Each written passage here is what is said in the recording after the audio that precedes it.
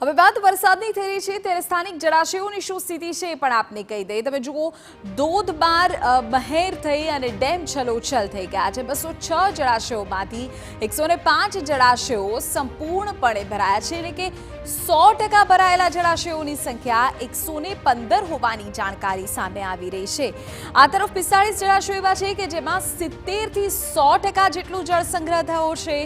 45 જળાશયોમાં આ તરફ 17 ડેમ એવા છે કે જ્યાં હજુ 50 થી 70% જેટલું જ જળ સંગ્રહ શક્ય બન્યો છે, જ્યારે 20 ડેમ એવા છે જ્યાં માત્ર 25 થી 50% જ પાણીનો જથ્થો અત્યારે સંગ્રહિત હોવાની માહિતી છે।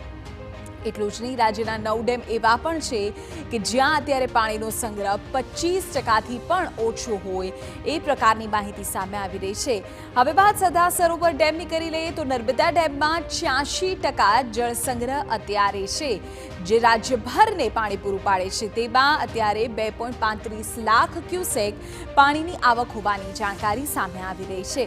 આ તરફ ડેમમાંથી 2.45 લાખ ક્યુસેક પાણી છોડવામાં પણ આવી રહ્યું છે, એટલે કે આવક અને જાવકને લઈને આપણે વિગતો આપીએ। હવે જો આપણે ઝોન વાઇઝ વાત કરીએ તો મધ્ય ગુજરાતના 17 જળાશયોમાં અત્યારે 92% પાણીનો સંગ્રહ હોવાની જાણકારી સામે આવી રહી છે, જ્યારે કચ્છના 20 જળાશયોમાં 87% પાણી છે। કચ્છમાં વખતે સારો એવો વરસાદ થયો છે, તેના ઉપરથી સ્પષ્ટ સમજી શકાય છે। સૌરાષ્ટ્રના 141 જળાશયો એવા છે કે જ્યાં 85% પાણીનો સંગ્રહ થયો હોવાની માહિતી છે। આ તરફ દક્ષિણ ગુજરાતના 13 જળાશયોમાં 78% પાણીનો સંગ્રહ થયો છે, તો ઉત્તર ગુજરાતમાં પ્રમાણમાં ઓછો જળ સંગ્રહ છે। 15 જળાશયો ઉત્તર ગુજરાતના કે જ્યાં 52%થી વધુનો જળ સંગ્રહ હોવાની જાણકારી છે, જોકે રાજ્યના અન્ય ઝોનની સાથે સરખામણી કરતા એ ચોક્કસપણે ઓછું કહી શકાય।